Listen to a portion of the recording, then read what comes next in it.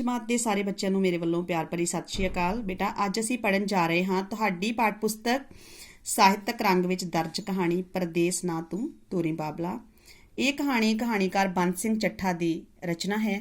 ਇਸ ਕਹਾਣੀ ਵਿੱਚ ਕਹਾਣੀਕਾਰ ਨੇ ਪੰਜਾਬੀ ਮਾਪਿਆਂ ਦੀ ਉਸ ਸੋਚ ਦੀ ਸਮੱਸਿਆ ਨੂੰ ਉਭਾਰਿਆ ਹੈ ਕਿ ਕਿਵੇਂ ਪੰਜਾਬੀ ਮਾਪੇ ਆਪਣੇ ਬੱਚਿਆਂ ਨੂੰ ਵਿਦੇਸ਼ ਭੇਜਣਾ ਚਾਹੁੰਦੇ ਹਨ ਤਾਂ ਕਿ ਪੂਰੇ ਪਰਿਵਾਰ ਦਾ ਭਵਿੱਖ ਉਜਲ ਹੋ ਸਕੇ ਅਤੇ ਪਰਿਵਾਰ ਆਰਥਿਕ ਪੱਖੋਂ ਖੁਸ਼ਹਾਲ ਹੋ ਸਕੇ, ਸਭ ਨੂੰ ਵਧੀਆ ਜ਼ਿੰਦਗੀ ਮਿਲ ਸਕੇ। ਔਰ ਇਸ ਸੁਪਨੇ ਦੇ ਚਲਦਿਆਂ ਉਹ ਆਪਣੇ ਬੱਚਿਆਂ ਦੀਆਂ ਭਾਵਨਾਵਾਂ ਨੂੰ ਵੀ ਨਜ਼ਰਅੰਦਾਜ਼ ਕਰ ਜਾਂਦੇ ਹਨ ਤੇ ਕਈ ਵਾਰੀ ਉਹ ਅਣਜੋੜ ਰਿਸ਼ਤੇ ਤੱਕ ਕਰਨ ਲਈ ਸਹਿਮਤ ਹੋ ਜਾਂਦੇ ਹਨ। ਬਿਲਕੁਲ ਭੁੱਲ ਜਾਂਦੇ ਹਨ ਕਿ ਵਿਦੇਸ਼ ਵਿੱਚ ਕਿੰਨੀ ਔਖੀ ਜ਼ਿੰਦਗੀ ਹੈ ਤੇ ਬੱਚਿਆਂ ਦੀ ਆਪਣੀ ਵੀ ਕੋਈ ਸੋਚ ਹੈ ਤੇ ਉਹ ਮਰਜ਼ੀ ਪੁੱਛ ਲੈਣੀ ਚਾਹੀਦੀ ਹੈ ਕਿ ਉਹ ਇਸ ਪ੍ਰਤੀ ਕੀ ਸੋਚਦੇ ਹਨ। ਸੋ ਕਹਾਣੀ ਦੇ ਮੁੱਖ ਪਾਤਰ ਹਨ ਰਾਣੀ ਇੱਕ 24 ਕੁ ਸਾਲ ਦੀ ਖੂਬਸੂਰਤ ਅਤੇ ਪੜ੍ਹੀ ਲਿਖੀ ਮੁਟਿਆਰ ਹੈ। ਉਸਨੇ MA BEd ਕੀਤੀ ਹੋਈ ਹੈ। ਅਖਬਾਰਾਂ ਅਤੇ ਮੈਗਜ਼ੀਨ ਪੜ੍ਹਦੀ ਰਹਿਣ ਕਰਕੇ ਉਸਨੂੰ ਦੀਨ ਦੁਨੀਆ ਦੀ ਪੂਰੀ ਖਬਰ ਹੈ ਅਤੇ ਉਸ ਦੀ ਸੋਚ ਸੁਤੰਤਰ ਹੈ। ਰਾਣੀ ਦੇ ਪਿਤਾ ਜੋ ਕਿ ਚਾਹੁੰਦੇ ਹਨ ਕਿ ਬੇਟੀ ਦਾ ਰਿਸ਼ਤਾ ਹਰ ਹਾਲਤ ਵਿਦੇਸ਼ੀ ਮੁੰਡੇ ਨਾਲ ਹੋਣਾ ਚਾਹੀਦਾ ਹੈ ਤਾਂ ਕਿ ਪੂਰਾ ਪਰਿਵਾਰ ਤੇ ਖਾਸ ਕਰਕੇ ਉਸ ਦੇ ਮੁੰਡਿਆਂ ਦਾ ਭਵਿੱਖ ਵੀ ਉਜਵਲ ਹੋ ਸਕੇ। ਰਾਣੀ ਦੀ ਮਾਤਾ ਜੋ ਕਿ ਸੋਚਦੀ ਹੈ ਕਿ ਸਾਡੇ ਦੇਸ਼ ਵਿੱਚ ਤਾਂ ਪੜ੍ਹੀਆਂ ਲਿਖੀਆਂ ਕੁੜੀਆਂ ਨੂੰ ਨੌਕਰੀ ਮਿਲਦੀ ਹੀ ਨਹੀਂ, ਸੋ ਇਸ ਲਈ ਉਹ ਆਪਣੇ ਪਤੀ ਨੂੰ ਪ੍ਰੇਰਿਤ ਕਰਦੀ ਹੈ ਕਿ ਰਾਣੀ ਦਾ ਰਿਸ਼ਤਾ ਵਿਦੇਸ਼ੀ ਮੁੰਡੇ ਤੇ ਖਾਸ ਕਰਕੇ ਜੇ ਕੈਨੇਡਾ ਅਮਰੀਕਾ ਤੋਂ ਆਇਆ ਹੋਵੇ ਉਸ ਨਾਲ ਹੀ ਹੋਣਾ ਚਾਹੀਦਾ ਹੈ। ਰਾਣੀ ਦੇ ਭਰਾ ਜੋ ਕਿ ਇਸ ਗੱਲ ਵਿੱਚ ਬਹੁਤ ਖੁਸ਼ੀ ਮਹਿਸੂਸ ਕਰਦੇ ਹਨ ਕਿ ਉਹਨਾਂ ਦੀ ਭੈਣ ਦਾ ਰਿਸ਼ਤਾ ਬਾਹਰਲੇ ਦੇਸ਼ ਤੋਂ ਆਏ ਮੁੰਡੇ ਨਾਲ ਹੋਵੇ। ਰਾਣੀ ਦੇ ਪਿਤਾ ਦਾ ਦੋਸਤ ਜੋ ਕਿ ਰਾਣੀ ਲਈ ਵਿਦੇਸ਼ੀ ਲੜਕੇ ਦੀ ਦੱਸ ਪਾਉਂਦਾ ਹੈ। ਰਾਣੀ ਦੀਆਂ ਸਹੇਲੀਆਂ ਕੁੱਕੀ ਅਤੇ ਸ਼ਮੀ ਜੋ ਕਿ ਰਾਣੀ ਦੀਆਂ ਭਾਵਨਾਵਾਂ ਨੂੰ ਸਮਝਦੀਆਂ ਹਨ ਤੇ ਪਰਦੇਸੀ ਕਾਕਾ ਜੋ ਕਿ ਕੈਨੇਡਾ ਤੋਂ ਵਿਆਹ ਕਰਵਾਉਣ ਵਾਸਤੇ ਆਇਆ ਹੋਇਆ ਹੈ। ਸੋ ਆਮ ਪੰਜਾਬੀ ਮਾਪਿਆਂ ਵਾਂਗ ਰਾਣੀ ਦੇ ਪਿਤਾ ਦੀ ਵੀ ਇਹ ਸੋਚ ਹੈ ਕਿ ਉਸ ਦੀ ਕੁੜੀ ਜਵਾਨ ਹੋ ਰਹੀ ਹੈ, ਉਸ ਦਾ ਰਿਸ਼ਤਾ ਲੱਭਿਆ ਜਾਵੇ ਔਰ ਰਾਣੀ ਵਾਸਤੇ ਲੱਭਿਆ ਜਾਣ ਵਾਲਾ ਲੜਕਾ ਉਸਦੇ ਪਿਤਾ ਦਾ ਸੁਪਨਾ ਹੈ ਕਿ ਵਿਦੇਸ਼ੀ ਹੋਵੇ ਤੇ ਉਹ ਸੋਚਦਾ ਹੈ ਕਿ ਬਹੁਤ ਆਰਾਮ ਨਾਲ ਰਾਣੀ ਲਈ ਬਾਹਰਲੇ ਮੁੰਡੇ ਦਾ ਰਿਸ਼ਤਾ ਮਿਲ ਜਾਵੇਗਾ ਕਿਉਂਕਿ ਰਾਣੀ ਕਿੰਨੀ ਖੂਬਸੂਰਤ ਹੈ, ਪੜ੍ਹੀ ਲਿਖੀ ਹੈ ਅਤੇ ਉਹ ਘਰੋਂ ਵੀ ਸਮਰੱਥ ਲੋਕ ਹਨ, ਆਪਣੀ ਕੁੜੀ ਨੂੰ ਵਧੀਆ ਦਾਜ ਦਹੇਜ ਦੇ ਸਕਦੇ ਹਨ। ਤੇ ਫਿਰ ਉਸ ਪਿੱਛੇ ਰਾਣੀ ਦੇ ਪਿਤਾ ਦੀ ਇੱਕ ਸੋਚ ਹੈ ਕਿ ਅਗਰ ਰਾਣੀ ਬਾਹਰ ਚਲੇ ਜਾਂਦੀ ਹੈ ਤੇ ਅਸੀਂ ਪੂਰਾ ਪਰਿਵਾਰ ਵੀ ਰਾਣੀ ਦੇ ਬਾਹਰ ਜਾਣ ਤੋਂ ਬਾਅਦ ਉਸਦੇ ਪਿੱਛੇ ਚਲੇ ਜਾਵਾਂਗੇ, ਅਸੀਂ ਵੀ ਉੱਥੇ ਸੈਟਲ ਹੋ ਜਾਵਾਂਗੇ, ਦੋਨੇ ਬੇਟੇ ਵੀ ਸੈਟਲ ਹੋ ਜਾਣਗੇ, ਉੱਥੇ ਗੱਡੀਆਂ ਕਾਰਾਂ ਵਿੱਚ ਝੂਟਾਂਗੇ ਅਤੇ ਆਰਾਮ ਦੀ ਲਾਈਫ ਬਤੀਤ ਕਰਾਂਗੇ। ਸੋ ਇਹ ਗੱਲ ਉਹ ਆਪਣੇ ਦੋਸਤਾਂ ਮਿੱਤਰਾਂ ਰਿਸ਼ਤੇਦਾਰਾਂ ਨਾਲ ਸਾਂਝੀ ਕਰਦਾ ਹੈ ਅਤੇ ਹਰ ਕਿਸੇ ਨੂੰ ਕਹਿੰਦਾ ਹੈ ਕਿ ਅਗਰ ਤੁਹਾਡੀ ਨਜ਼ਰ ਵਿੱਚ ਕੋਈ ਬਾਹਰੋਂ ਆਇਆ ਮੁੰਡਾ ਹੋਵੇ ਤਾਂ ਮੇਰੀ ਬੇਟੀ ਵਾਸਤੇ ਜ਼ਰੂਰ ਦੱਸ ਪਾਇਓ। ਔਰ ਉਸਦੇ ਪਿਤਾ ਦਾ ਦੋਸਤ ਇੱਕ ਦਿਨ ਉਸਨੂੰ ਦੱਸਦਾ ਹੈ ਕਿ ਅਣੀ ਪਟੱਕੇ ਪਿੰਡ ਵਿੱਚ ਇੱਕ ਲੜਕਾ ਕੈਨੇਡਾ ਤੋਂ ਆਇਆ ਹੈ।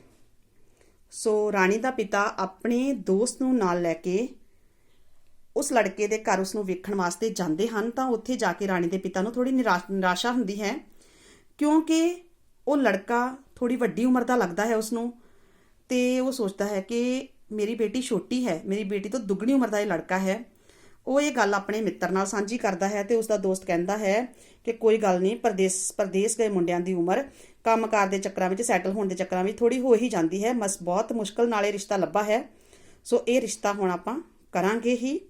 ਤਾਂ ਉਹ ਆਪਣੇ ਦੋਸਤ ਦੀ ਗੱਲ ਮੰਨ ਕੇ ਘਰ ਆ ਜਾਂਦਾ ਹੈ। ਘਰ ਆ ਕੇ ਉਹ ਆਪਣੀ ਪਤਨੀ ਨਾਲ ਇਹ ਗੱਲ ਸਾਂਝੀ ਕਰਦਾ ਹੈ ਕਿ ਲੜਕਾ ਵੱਡੀ ਉਮਰ ਦਾ ਹੈ ਤਾਂ ਉਸਦੀ ਪਤਨੀ ਕਹਿੰਦੀ ਹੈ ਕਿ ਇਹ ਕੋਈ ਬਹੁਤ ਵੱਡੀ ਗੱਲ ਨਹੀਂ ਹੈ, ਮਾਮੂਲੀ ਗੱਲ ਹੈ, ਬਾਹਰ ਗਏ ਮੁੰਡਿਆਂ ਦੀ ਉਮਰ ਆਮ ਤੌਰ ਤੇ ਜ਼ਿਆਦਾ ਹੋ ਹੀ ਜਾਂਦੀ ਹੈ।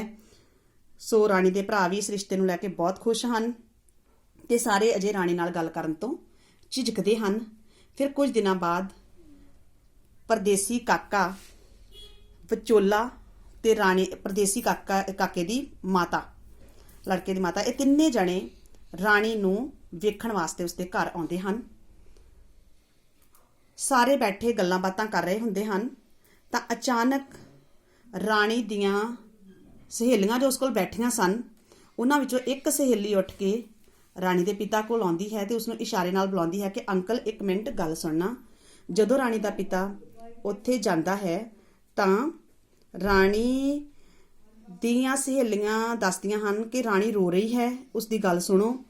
ਤੇ ਰਾਣੀ ਦਿਖਾਉਂਦੀ ਹੈ ਆਪਣੇ ਪਿਤਾ ਨੂੰ ਅਖਬਾਰ ਵਿੱਚ ਛਪੀ ਹੋਈ ਇੱਕ ਖਬਰ ਕਿ ਕਿਵੇਂ 4 ਸਾਲ ਪਹਿਲਾਂ ਇੱਕ ਵਿਦੇਸ਼ੀ ਮੁੰਡੇ ਨੇ ਲੜਕੀ ਨਾਲ ਵਿਆਹ ਕਰਵਾਇਆ ਤੇ ਉਸ ਤੋਂ ਬਾਅਦ ਉਹ ਉਸਨੂੰ ਨਾ ਵਿਦੇਸ਼ ਲੈ ਕੇ ਗਿਆ ਤੇ ਨਾ ਵਾਪਸ ਆਇਆ।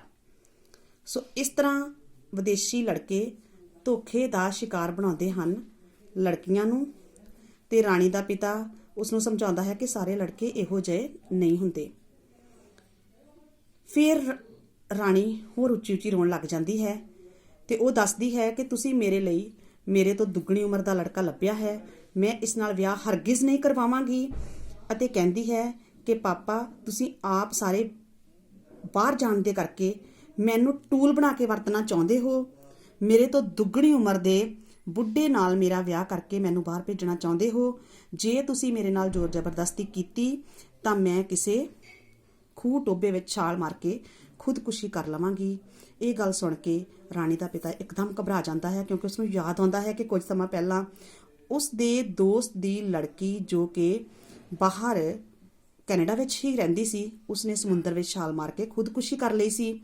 ਉਹ ਇੱਕਦਮ ਕੰਬ ਜਾਂਦਾ ਹੈ ਅਤੇ ਆਪਣੀ ਬੇਟੀ ਨੂੰ ਗਲੇ ਲਗਾ ਲੈਂਦਾ ਹੈ ਤੇ ਕਹਿੰਦਾ ਹੈ ਕਿ ਬੇਟਾ ਮੈਂ ਰਿਸ਼ਤੇ ਵਾਸਤੇ ਤੇਰੇ ਤੇ ਕੋਈ ਜ਼ੋਰ ਜ਼ਬਰਦਸਤੀ ਨਹੀਂ ਕਰਾਂਗਾ, ਮੈਂ ਹੁਣ ਤੇਰਾ ਇੱਥੇ ਹੀ ਵਿਆਹ ਕਰਾਂਗਾ, ਤੈਨੂੰ ਬਾਹਰ ਭੇਜਣ ਦੀ ਜਿੱਦ ਛੱਡ ਦਿਆਂਗਾ, ਮੈਂ ਗਲਤ ਸੀ, ਇਸ ਤਰ੍ਹਾਂ ਨਹੀਂ ਕਰਨਾ ਚਾਹੀਦਾ ਤੇ ਹੁਣ ਤੇਰਾ ਰਿਸ਼ਤਾ ਉੱਥੇ ਹੀ ਹੋਵੇਗਾ ਜਿੱਥੇ ਤੂੰ ਚਾਹਵੇਂਗੀ। ਉਹ ਮਹਿਮਾਨਾਂ ਵਿੱਚ ਆ ਜਾਂਦਾ ਹੈ ਤੇ ਉੱਥੋਂ ਆਪਣੀ ਪਤਨੀ ਤੇ ਆਪਣੇ ਦੋਸਤ ਨੂੰ ਉਠਾ ਕੇ ਇੱਕ ਪਾਸੇ ਲਿਜਾ ਕੇ ਦੱਸ ਦਿੰਦਾ ਹੈ ਕਿ ਮੇਰੀ ਬੇਟੀ ਇਸ ਲੜਕੇ ਨਾਲ ਵਿਆਹ ਨਹੀਂ ਕਰਵਾਉਣਾ ਚਾਹੁੰਦੀ, ਮੈਂ ਇਹ ਰਿਸ਼ਤਾ ਜ਼ੋਰ ਜ਼ਬਰਦਸਤੀ ਨਾਲ ਨਹੀਂ ਕਰਾਂਗਾ ਕਿਉਂਕਿ ਲੜਕੇ ਦੀ ਉਮਰ ਬਹੁਤ ਜ਼ਿਆਦਾ ਹੈ ਅਤੇ ਮੇਰੀ ਬੇਟੀ ਛੋਟੀ ਹੈ। ਸੋ ਰਾਣੀ ਦੀ ਮਾਤਾ ਵੀ ਇਸ ਗੱਲ ਨਾਲ ਸਹਿਮਤ ਹੋ ਜਾਂਦੀ ਹੈ ਤੇ ਇਸ ਤਰ੍ਹਾਂ ਇਸ ਕਹਾਣੀ ਦਾ ਅੰਤ ਸੁਖਾਂਤ ਵਿੱਚ ਹੁੰਦਾ ਹੈ ਜਦੋਂ ਰਾਣੀ ਦਾ ਪਿਤਾ ਉਸ ਦੀਆਂ ਭਾਵਨਾਵਾਂ ਨੂੰ ਸਮਝ ਕੇ ਇਸ ਅਣਜੋੜ ਰਿਸ਼ਤੇ ਲਈ ਨਾ ਕਰ ਦਿੰਦਾ ਹੈ। ਸੋ ਇਸ ਕਹਾਣੀ ਵਿੱਚ ਕਹਾਣੀਕਾਰ ਨੇ ਦੱਸਿਆ ਹੈ ਕਿ ਅਸੀਂ ਪੰਜਾਬੀ ਲੋਕ ਕਈ ਵਾਰੀ ਬਾਹਰ ਜਾਣ ਦੇ ਚੱਕਰ ਵਿੱਚ ਕਈ ਗਲਤ ਸਮਝੌਤੇ ਕਰਦੇ ਹਾਂ ਜੋ ਕਿ ਸਾਨੂੰ ਨਹੀਂ ਕਰਨੇ ਚਾਹੀਦੇ। ਧੰਨਵਾਦ।